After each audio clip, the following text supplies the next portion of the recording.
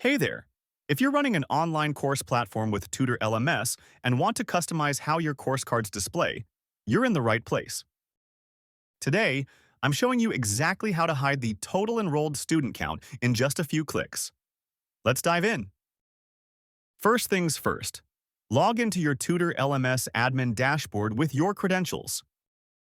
Once you're in, you'll see the main dashboard. We're going to need to access your site's customization area. Look for the WordPress menu on the left side of your screen. Now, here's the magic. We need to add custom CSS to hide that total enrolled count. Head over to Appearance in your WordPress menu, then scroll down and click on Customize. The Customizer window will open up. Look for the Additional CSS option. You might see it under Advanced or at the bottom of the menu. Click on it. Perfect. Now you're in the Additional CSS editor. This is where we paste the code that'll hide the enrollment numbers. Copy this entire CSS block. Paste it into the additional CSS box.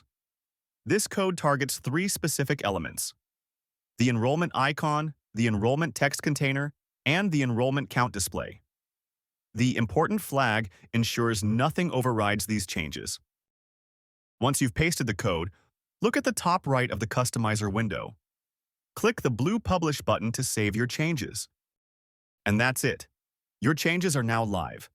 The Customizer will automatically refresh, and you'll see a success message. Now let's verify everything worked. Head to your course page or course listings to see the magic happen. Notice how the total enrolled text and the mortarboard icon are completely gone from your course cards? Your course information looks cleaner while still showing other important details like rating and price. And there you have it.